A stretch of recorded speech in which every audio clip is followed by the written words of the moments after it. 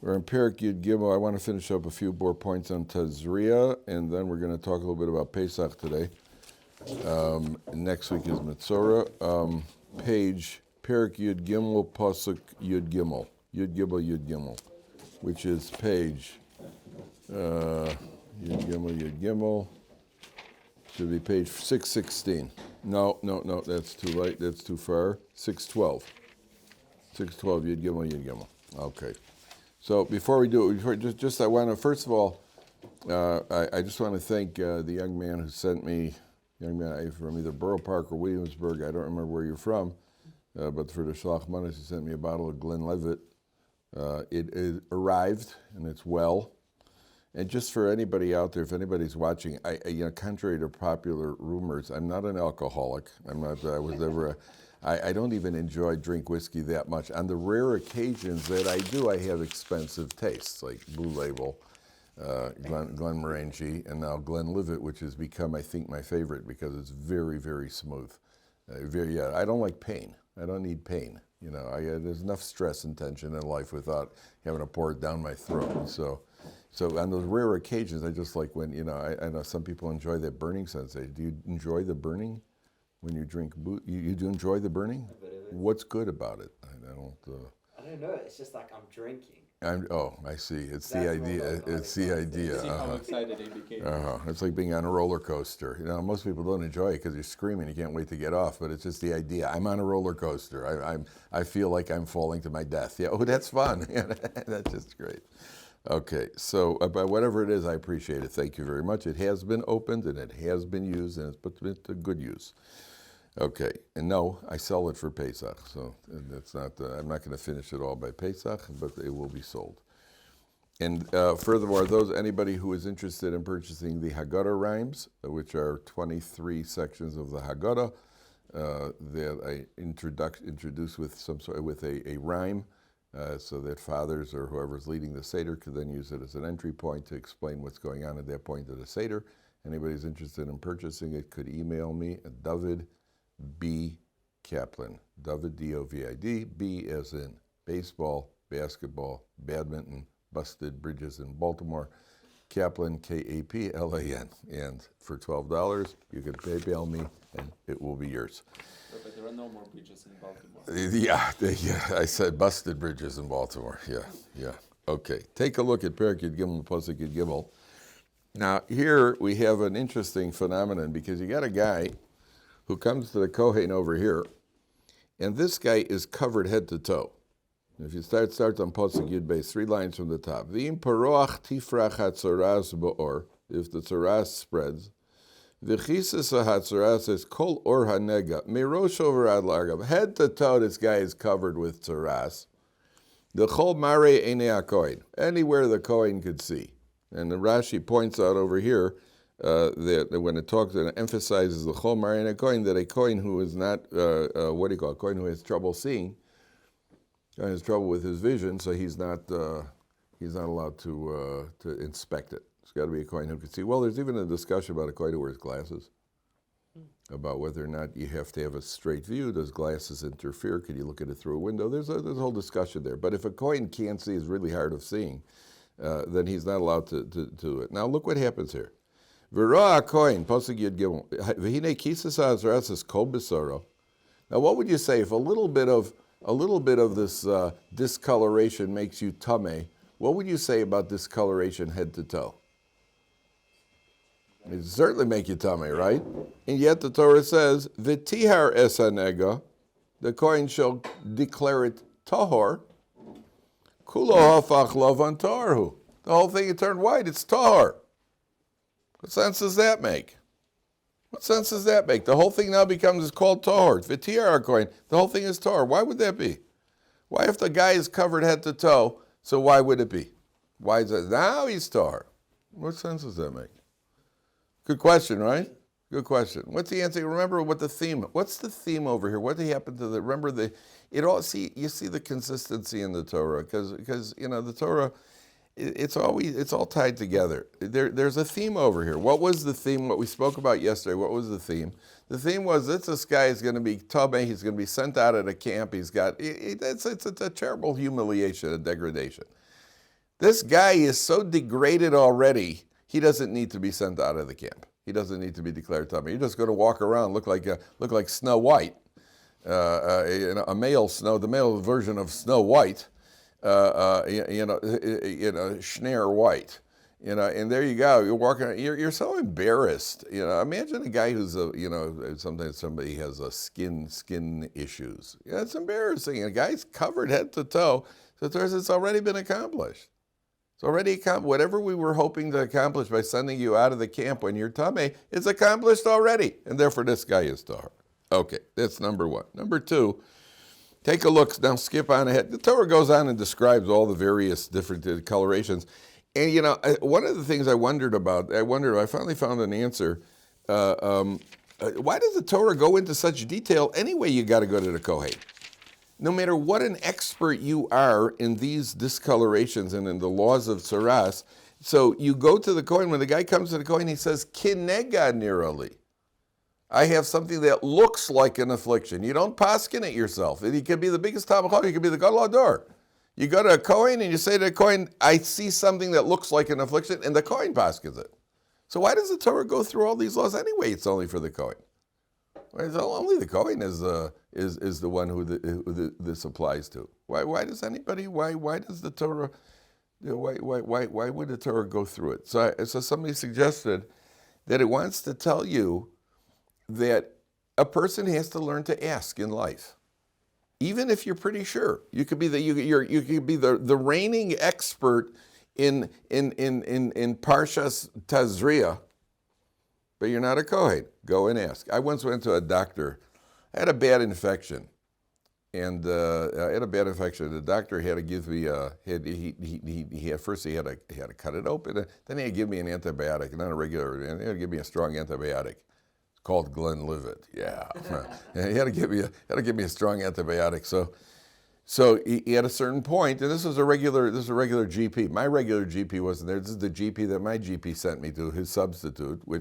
So he's considered a good doctor, and I was right. And at a certain point, he's like, okay, I got you just 1 second, and he called a guy up, an expert, I think, in infectious diseases, to find out what antibiotics you could. I was happy when he did that.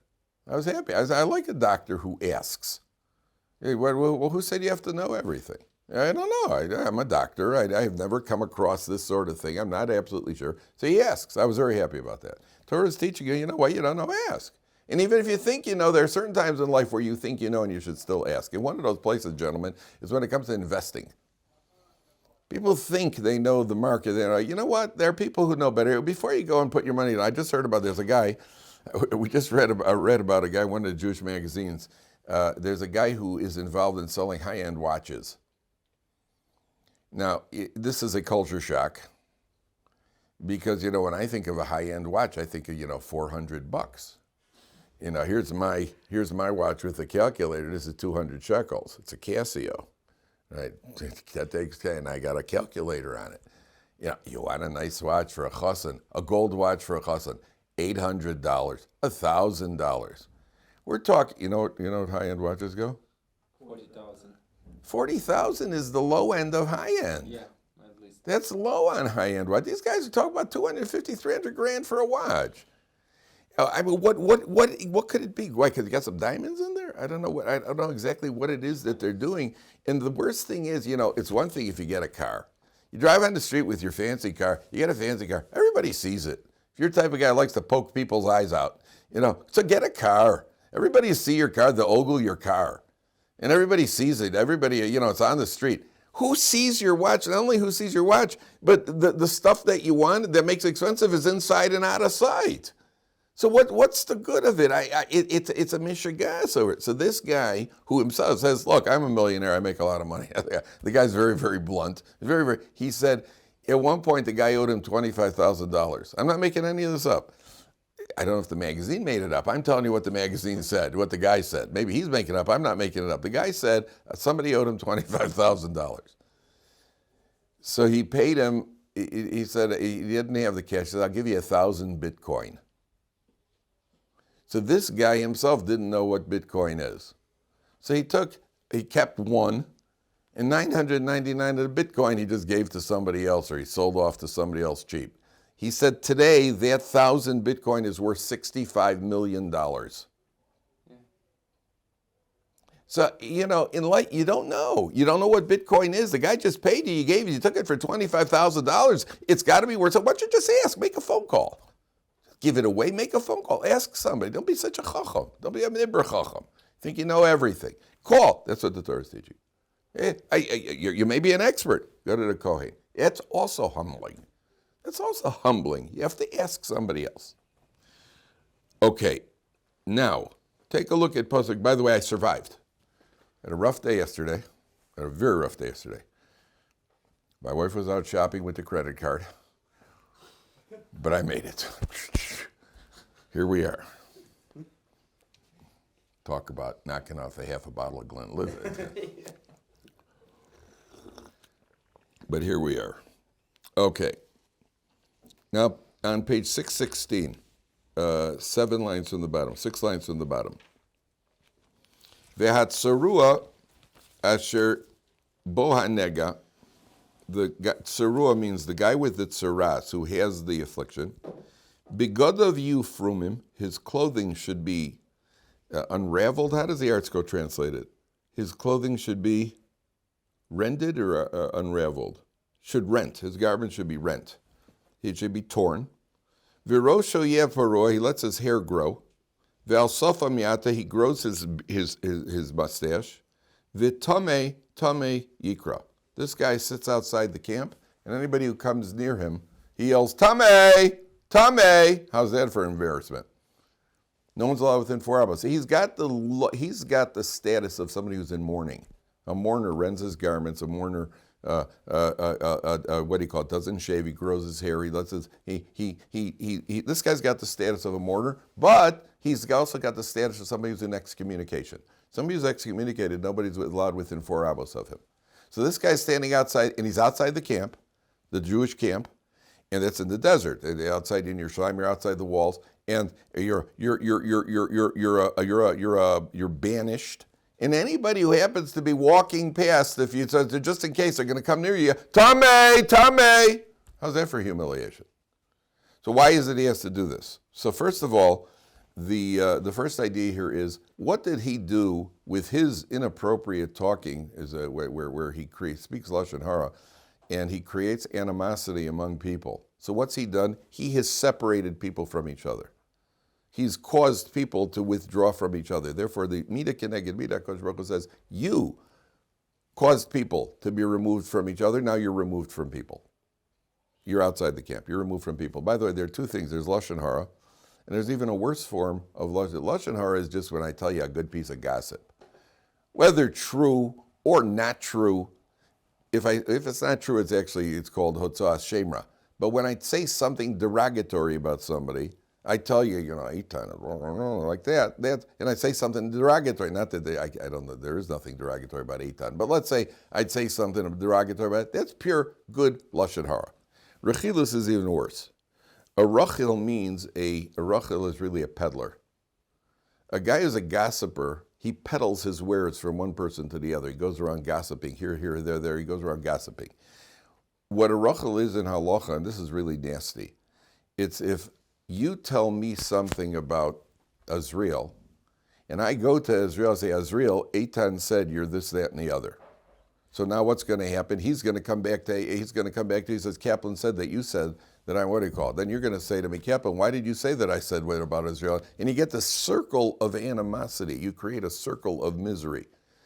And that's worse than like regular Lashon Hara, because here you actually get people upset with each other.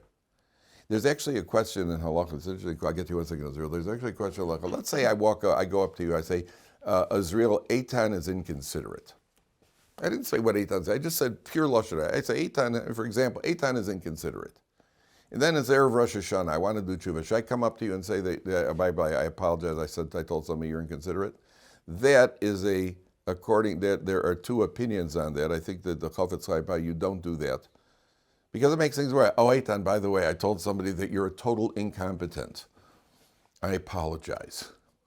Right? And nobody wants to be told that you said that. Now, the one time you do have to apologize, that according to everybody, is if I actually cause you damage with my Lashon Hara.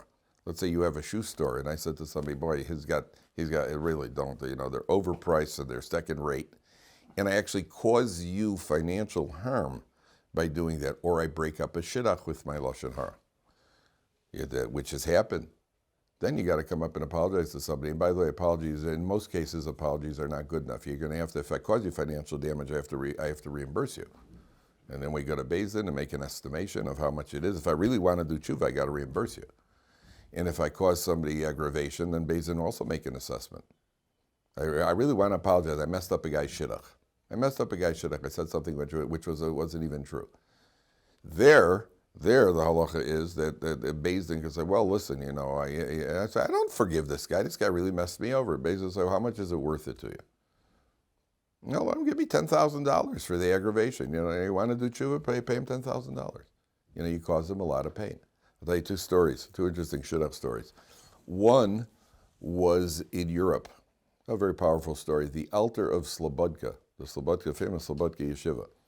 So there were two boys in the yeshiva. Ruvain, this is before World War I, Ruvain got engaged and was considered a very good shidduch because the girl, her father was a rav, and he was wealthy. So Ruvain, sorry, I got it out of order. You're right. He was wealthy and he was a rav. Sorry, I got it out of order. And it was considered a very good shidduch because he has support for learning, and B, he's got a position waiting for him after his father-in-law passes away. He's got a shteller waiting for him. She might have been a good girl too, and so it was considered a very wonderful shidduch. Shimon was insanely jealous. So he went to the future father-in-law. This is a documented incident. He went to the future father-in-law. He told the future father-in-law, he made up some horrific story about Ruvain, and he told the future father-in-law, and the future father immediately dissolved the shidduch. A short while later, World War I broke out, and the entire Slobodka yeshiva disbanded. They were running around all over Europe, they were all over the place for about 5 years. After the war, the yeshiva regrouped. They came back to the yeshiva. So Ruvain comes into the altar of Slobodka. This was the original Reb Nosson Tzvi Finkel. Reb Nosson Tzvi, who was the Rosh Yeshiva of Mir, he was named after the altar of Slobodka. He was the original Reb Nosson Tzvi Finkel. So they came in, he comes back to the altar of Slobodka, and he says to him, they start schmoozing. This is after 5 years. And at a certain point, the altar says, Ruvain, remember about 5 years ago, Shimon did a horrific thing. He broke up your shidduch. Yeah, he says, listen, he wrote me a letter, and he asked me to intervene on his behalf to ask you if you forgive him. So I said, yeah, Rabbi, I forgive him. A lot's gone down since then. It's been 5 years. Forget about it. He said, no, Ruvain, listen, I know that it hurt then, and I know it still hurts now. And I'm asking you if you could find in your heart the ability to forgive him. So Ruvain closed his eyes for 10 minutes. And after 10 minutes, he opens his eyes and says, Rabbi, I checked every chamber of my heart. I forgive him with a full heart. The altar said, I see that you're telling me the truth. And that means that you are now fulfilling what the Gemara says, Kol hamavir al midosav, one who is willing to overlook the wrongs that were perpetrated against him. Ma'avirin lo al kol psha'av, all of his misdeeds are removed. That's what the Gemara says. Kol hamavir al midosav, ma'avirin lo al kol psha'av. This is one of the things to think about going into Rosh Hashanah Yom Kippur when we want to get our slate wiped clean. So we have to sometimes overlook. And he said, I see that you're overlooking it, and you are fulfilling Kol HaMavra Midosav, Ma'avirin Lo Kol Pshav. That means right now you have no Averas. That means right now you're a Tzaddik Gomor, and I want you to give me a bracha. Now the altar of Slobodka was not a hubris person. He was one of the Gedolei Ador, and this would be roughly the equivalent of you going into Reb Chaim Kanievsky or Reb Moshe Feinstein Zatzal, and he'd say, oh, Eitan, right, you're from Ohr Somayach. I heard good things about you. Give me a bracha. So the Bachar looks at the altar. He says, Rebbe, it's not for me. He says, I want you to give me a bracha. Okay, you can't turn down the Rebbe. He goes, Hashem, Yamale, Kol Mi Shalos. He goes, no. Put both your hands on my head and give me a proper bracha. The Bachar had no choice. He had to give the Rebbe a bracha. That's what's called Ma'avirin Midosav. By the way, last night I was at a wedding in Bnei Brak, and I was waiting at a bus stop. I was worried about this because I was at one of the last bus stops. The buses are packed as they come out of Bnei Brak. And I waited for about 45 minutes for a bus. All of a sudden, one of the buses, I think a 411, pulls up to come to a bus to Yerushalayim. And it was one of those golden moments with all these people. It pulled up right in front of me. It was like putting a plate of food in front of me. And it couldn't have been more perfect. And I was about to take a step, and I got such a shot. Some guy who I had seen him at the bus stop with his kid, and they were both impatient. I don't know who's more impatient, the father or the kid. And the guy just gave me such a shove. And I just, what is it? He immediately said, I'm sorry. Oh yeah, I'm sorry, because he really gave me a jolt. I hope he didn't get hurt. He gave, when you bang into wrapped steel, you get, what do you call it? It was really a shot. And before I could even get on the bus, there was a bus inspector on there, and this guy got up. He started hollering at this guy, because this guy not only he had jumped out into the street, almost got hit by the bus. The guy started hollering at this guy. So finally, I got on the bus. I wasn't a happy camper. I sat down. Okay. As we pulled into Yerushalayim, the guy approached me. He came up and said, "Are you the guy that I banged into?" I said, "Yeah." I said, "Don't worry, it happens." And by that time, I was, and originally I was thinking to myself, what a lack of derech eretz, what an absolute savage. It took me a few minutes to calm down. Then eventually I relaxed, and then he apologized. And so okay, it happens. I understand the guy was panicked on the bus. That was the first story. Second story was here in Eretz Yisrael. There's a shadchan, and the shadchan, a couple got engaged. Bacher and a bacherette, and they got engaged, right? And the couple gets engaged, a wonderful bacher and a wonderful girl. Okay, a wealthy man came from, now the normal price for a shadchan, by the way, you have to pay for a shadchan, you know that. The normal price in Israel today is $1,000 from each side. It's a lot of work. I know guys who are I have a guy on my block who's a professional shadchan. You'd think it's a lot of money. It's not that common that he makes a shidduch. It's a lot of work, a lot of calling, a lot of aggravation, until you finally hit one. So it's $1,000 each side. A wealthy man came from America with his daughter, and he calls up this guy as a shadchan. He says, "Listen, my daughter is here, and I'll give you $10,000 if you find a chassan for her."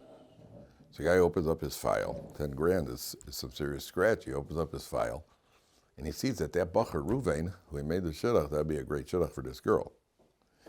So he calls Ruvain's father, and he says, "Listen, Mazel Tov, I know it's a wonderful shidduch. I just want you to know that your new mechutin, Shimon, the girl's father, has been spreading rumors about you."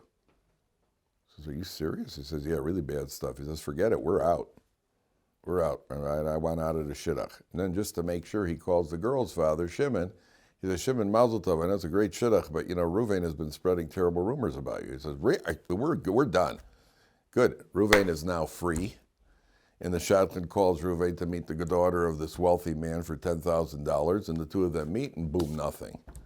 Neither is interested in each other. In the meantime, Reuven is saying, "I can't believe it. I know Shimon for so many years. We learned in Yeshiva together. Why would he go and spread rumors about me?" And Shimon is like, "Why would Reuven do something like that?" So eventually Reuven calls Shimon up, and he says, "Shimon, what's up with this?"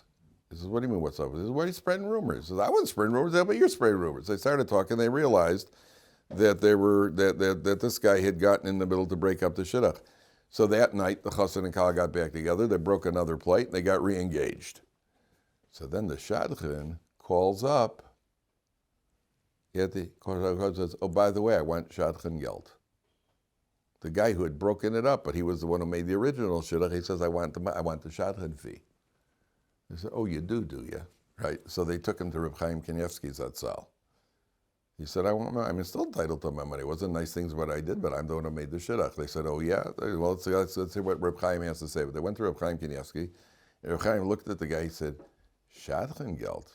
We're going to make an announcement in every shul in Bnei Brak that nobody should come within your Dalet Amos. You're not getting shadchan geld. You're a Russia Gomor." This was okay. So if you speak Lashon Hara and you mess somebody over, then you gotta apologize. This guy, what happened to him? Why is he away from people? You're away from people because you broke up other people. Therefore, you're broken up from people. You separated people. Therefore, you're separated. What are we going to ask, Israel? Two questions. First, you mentioned like when you say that someone speaks Lashon Hara about you. For example, I say Ethan speaks Lashon Hara about you. For example, I had a situation where I see how one guy speak Lashon Hara about my friend, and my friend goes and make friendship with that guy. I had to warn my friend that like this is not a nice friendship to have. So you have to be careful here. Now, that you have to be careful of, because there is, when you get to the laws of Lashon Hara, you have to be very careful in that situation, because you are allowed to say something about somebody else if it's for a clear, beneficial purpose. Now, if I overhear Eitan say that I know you two are partners, and I hear Eitan say that he plans on taking, he plans on stealing some of the money from the business. There, I have an obligation to come to you and tell you what I've heard. And under those circumstances, you're not allowed to believe it fully, but you're allowed to take action based on concern. That's what the halacha says. But beneficial purpose has to be very, very clear. And just because you overheard Eitan saying something negative about me doesn't necessarily mean you could come over and tell me, by the way, I don't think you should be friends with Eitan. We're not business partners. Who knows what's going to happen with Eitan? It's not a beneficial purpose. Isn't, well, one day this might be important to know. Beneficial purpose means there has to be a concrete, tangible, clear reason right now. The fact that he said something negative about me, okay, they said something. I was on a bad day. You don't know what happened. Maybe I shoved them in line the day before, going for schnitzel. We don't know.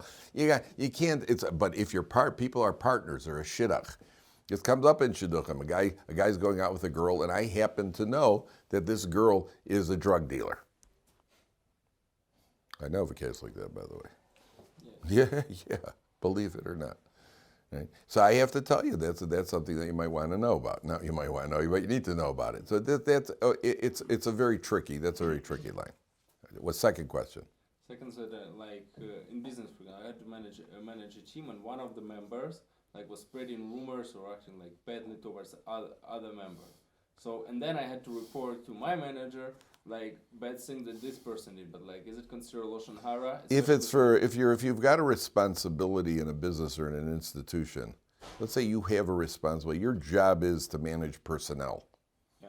Or your job is to be you're a rabbi in a yeshiva, and you have to supervise boys in the yeshiva because some could be a negative influence.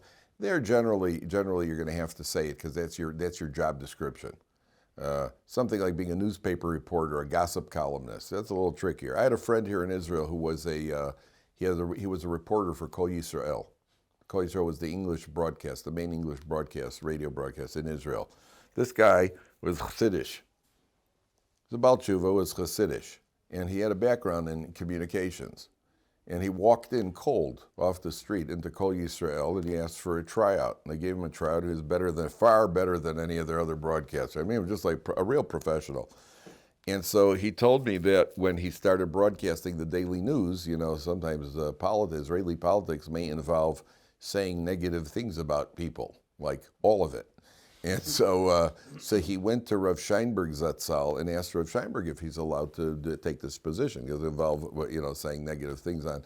So Rav Scheinberg said to him, even though they script, the announcer gets a script, the news is scripted, and that's what he has to report, he does have some input. And therefore, since it's going to be read out on the news anyway, and he has input and he could reduce it, therefore Rav Scheinberg said he could take the position. Because it's going to happen anyway. If it wouldn't be him, somebody else is going to say it. So, but he has the advantage of being able to somehow reduce it a little bit. Therefore, he said it's permissible for him. That's what he told. Okay. Now, so this guy is put outside camp. 1 second. Now, there's another idea here. Look at the word v'tamei tamei yikra. You'll notice there's a break between. There's a line, right? That line between the two words tamei means that it's read as v'tamei tamei yikra.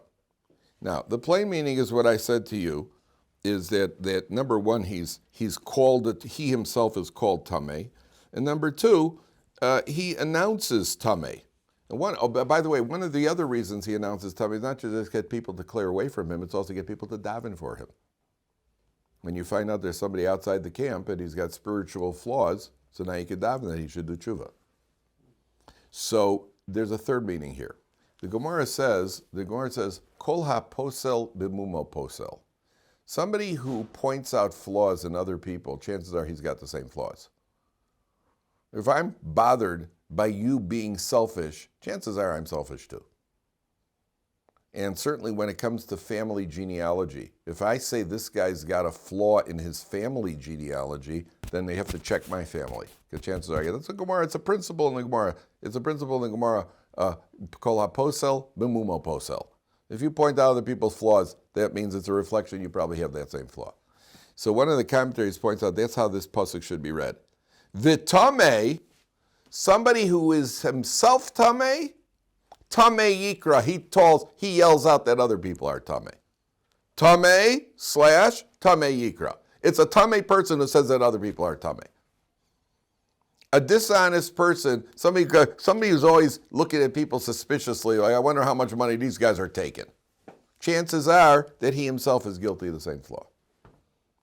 And if he isn't, then he probably wants to be. Right? But that's a rule. Tameh yikra. Now watch this. So what do we do with this guy? We put him outside the camp. And look at the next pasuk of. Kol yemei asher hanega bo, about 4 lines from the bottom. I am enchanted by this idea. I'm enchanted by this idea because this is so true in human nature. Kol yemei asher hanega bo yitma. As long as this nega affliction is him, he's tameh. There's no time. He's got to be outside the camp. He can be out there for a long time. Kol yemei asher hanega bo yitma tamehu. He's tameh. Badad yeshev michutz lamachane masho. Alone, he sits outside the camp alone. Now, you got to do tshuva. And until you do real tshuva, if it hasn't gone away, that means you haven't done real tshuva. If it hasn't gone away, you haven't done real tshuva. So I saw one of the Mepharshim says, you know why this is his punishment? In prison, what do they do with a guy? They put a guy into solitary confinement. Do you know that guys in solitary confinement, you're in a prison with murderers, armed robbers, violent people, and you go into solitary confinement and people hate it. They can't wait to be with another murderer or another armed robber. Why? Because a human being is a social creature. Loneliness, to be alone, is devastating. Why does a person get involved in talking Lashon Hara? What's this guy? What's underlying? We spoke yesterday about, the guys, there's certain haughtiness. He's also a guy who constantly, there's nobody he likes. Everybody he meets, he's got problems with. There's one guy on the block who's like that, by the way. There's always one guy on the block or one guy there's always somebody around. You'll always meet these people. They're the various korachs that you find. You'll meet these people who this one's no good and that one's no good and this one's no good. Everybody's no good. Everybody around them no good. So what does this guy do? We put him off alone. What's the one thing he wants once he's left there alone? People. Give you people. I need people. And it's a lesson. People aren't as bad as you think they are. Yeah, you need start looking for the positive in the people. People aren't so bad. They're not so bad. And you always have this guy. I had a friend. He was the one guy who, a teacher that everybody else loved. This guy hated him. This teacher's no good. That teacher's lousy. The best, most popular. There wasn't a teacher he ever liked. And there wasn't anybody in the shul he ever liked. There wasn't anybody on the block he ever liked. This is a guy I grew up with. So years later, 25, 30 years later, I ran into his mother. I said, how's Plony doing? Good, yeah, this, that, the other. I said, which shul does he daven at? She goes, well, he used to daven at shul A, but he didn't like the people, so he went to shul B, but he left shul B, now he's in shul C. I would have been surprised if she wouldn't have said to me, told me that. This is a guy that, everybody was no good. So then you take a person, you put him all by himself. He's all alone. That's the cure for the loneliness. It's, now sit by yourself. Oh, you don't like people? Good. Go sit by yourself for a while. I used to tell my kids when the kids would walk around crying for no real good reason. Or they being overly dramatic, usually the girls. And they're just crying out what happened. He called me, and crying. So what I say to the girls, listen, I don't think it's something you should cry about, but I can't tell you not to cry. But if you do want to cry, you got to go cry in the other room. Don't cry around here because you're irritating me. So go cry over there. You can cry all you want. And then they stop crying.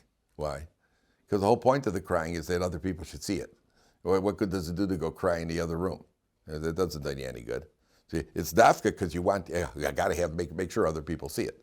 That's the rule. By the way, when somebody, Rahman al somebody suffers a loss, so people go, you pay a Shiva visit, right? You go to Menachem Avel. What's the idea of being Menachem Avel? You know, the Gemara says the reward for being visiting somebody who to comfort a mourner, the reward is for silence. And people often say, but you know, somebody suffers a loss. People say, I don't know what can I possibly, I don't know what to say. You know what the answer is? Don't say anything. So what's the idea? What's the idea? What's the idea of comforting mourning? And the Gemara says the reward is for your silence. The answer is that when somebody suffers a loss or somebody has a difficulty in life, there's an intense feeling of being alone. That's why there's an expression, misery loves company. Why? What good does it do you that somebody else is miserable? The answer is that when somebody suffers a loss, there's an intense feeling of a person's alone in his misery. That's why it says, Tzaraas rabim chatzi nechama, the Gemara says. The suffering of the community, that's half of a comfort. Can you believe it?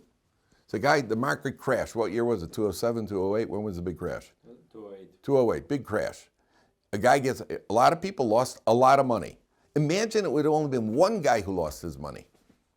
One guy lost his money, it would have been twice as bad. Because he's devastated. He's lost all. Oh, the other guy's in shul. Yeah, how you know? Yeah, we got wiped out. Oh, good. Okay, let's go. Have a couple of shots. You know. Then it's not so bad. Why is it? It's human nature. This is human nature. It's basic human psychology. Because the loss, the pain, causes a person to feel alone. People do not want to be alone. Do you know why Adam? I'm going to tell you an unbelievable Orach Chaim. Why was Adam created before Chava? Why wasn't she created first? Like you always have, women are the ones who give birth to children. Why did she give birth to Adam? Why was Adam created and then a rib got taken? Right? Why wasn't she created? You know what the Orach Chaim HaKadosh says? I can't believe this. You're going to think I'm making this up. This is a Kaplanism. It's not. I'm telling you it's not. It's an Orach Chaim. The Orach Chaim says because a woman needs somebody to talk to. And if she would have been created alone first, she would have nobody to talk to. How do you like that, Shia? Yeah. She needed somebody to talk. Adam, he was okay with the quiet. He was okay. No in-laws. No in-laws. He was okay. That's one of the reasons we give a chassan and a kala. One of the brachas under which you should be happy. Sameach the samach re'evik yetzamecha yitzircha began eden mikeren. The chassan and kala should be happy like Adam and Chava in Gan Eden. So they always say tongue-in-cheek, why were they any happier in Gan Eden? Because there were no in-laws. How do you like that? That was tongue-in-cheek, of course. So that's, okay, now one more point here. The Mefarshim say that, take a look at Pasuk Nun Aleph. 2 more points. V'roas hanega bayom hashvi kifosa hanega babegero v'shesio v'erev 618 5th line. V'roas hanega bayom hashvi kifosa hanega babegero v'shesio v'erev or l'chol asher yasa or l'melacha Tzaraas b'meretz hanega tami. Okay, it spreads. So I saw one of the commentaries says on this pasuk, snakes have speckles. Snakes are generally speckled, right? Yeah. I saw one in the first that says, you know why snakes are speckled? It's a form of Tzaraas. Who was the first one in history who spoke Lashon Hara? The snake. So they say, God doesn't want you to eat from the tree because he's nervous you're going to be like him. That was considered Lashon Hara for the snake. And that's why the snake is always symbolic of Lashon Hara, because the snake bites and he has no pleasure. When a lion bites, a tiger bites, it gets a good gesunta piece of flesh, That's like, lion looks okay. By the way, they got a good attitude, the lions. You know who does the hunting? By lions, who does the hunting? Females. Yeah. The female does the hunting. He just sits home He sits home, she does the hunting and brings him in, he gets the first piece. He's in charge. She brings it back to him. I like that. Sounds like Kolo. The wife works. She goes out there, does the hunting, and brings it back to him. By a snake gets no pleasure. A snake doesn't chew. Snake bites, runs away. That's Lashon Hara. There's no physical pleasure there. That's why it's considered. So the commentaries say that the speckles on a snake is symbolic of Lashon Hara. It's tumah. Yeah, now, so I saw. So why is it Why is it that snake skin is so expensive? Like, don't they have snake skin shoes and stuff? Like snake skins, that snake skins are very expensive. I mean, you would think, stay away from the stuff. So I saw very interesting. You know why? HaKadosh Baruch Hu why make pretty speckles? Make it really gross-looking speckles. Because this way people will desire the skins and kill snakes. That's part of the punishment for the snake for having spoken Lashon Hara. The snake becomes a hunted creature because the snakes are the skins are precious. So we have a huge to kill snakes. Yeah, only if it's a threat. But there are people who go around killing snakes. Yeah, I heard about this husband gives his wife a mink coat. And his wife she goes, wow. I mean, such a creepy creature could provide such nice fur. The husband says, listen, I don't ask you to say thank you, but you don't have to insult me.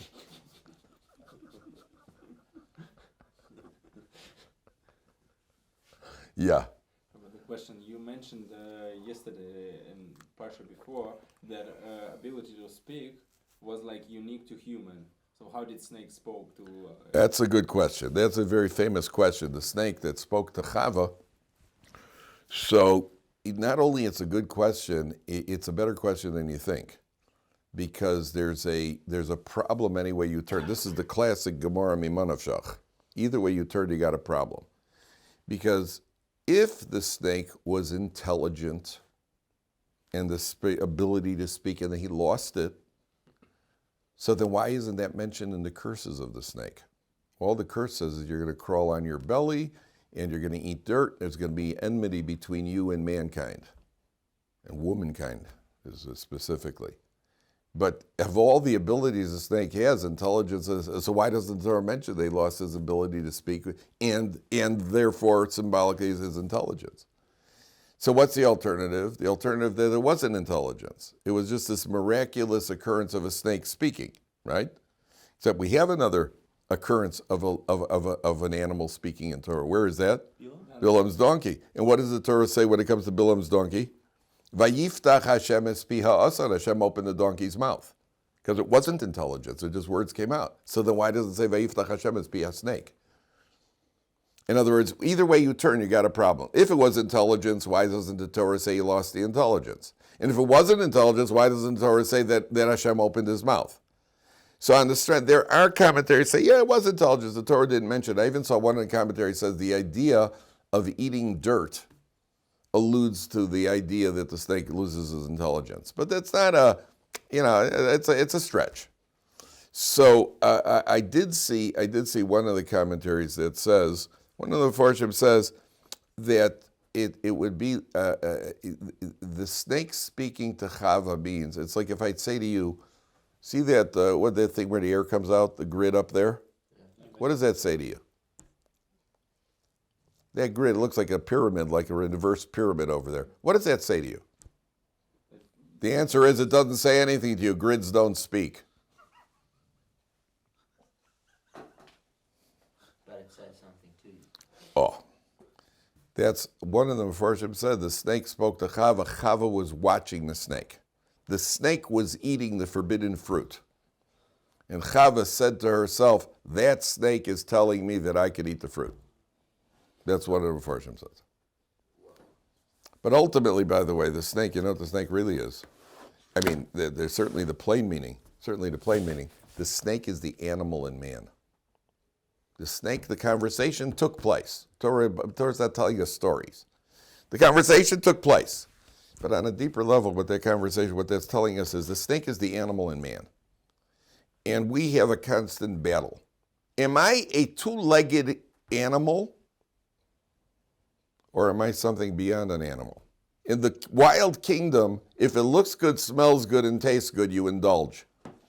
There's never been a tiger in history chasing a deer that stopped himself and said, I really shouldn't do this. It's bad meatos. Right? There's never been a leopard chasing down a zebra. I don't want to get fleishik. I'm going to have coffee with milk. If an animal looks good, smells good, and tastes good, you indulge. The battle of Chava is the battle that we have, the animal and man. The snake, the animal is saying, it looks good, smells good, tastes good. What kind of nonsense is it that there's a God who said that you shouldn't? What kind of morality? The morality in the world? That's the animal within us. And the job of the human being is to overcome it and realize, yeah, there is a God. I have an animal inside me, but the animal has to be controlled. By the way, my brother told me that idea of learning from, remember we were talking about learning tznius from cats and not stealing from ants? I mean, normally we don't learn from the animal world. We're not looking to learn from the animal. What do you mean we learn from it? The answer is that people often make an excuse. They say, my nature is to steal. What do you want from me? I have anger. My nature is to get angry. So you look at the animals, they also have natures. And that's meant to tell us, yeah, you may have a nature. Of course we have a nature. Of course I'd like to steal. Who doesn't want to steal? Who doesn't want to be involved in immorality? But we also have free choice. Activate the free choice and overcome it. Okay, we'll see you on, or is there no shiur tomorrow? I don't know if Rabbi is giving shiur or not.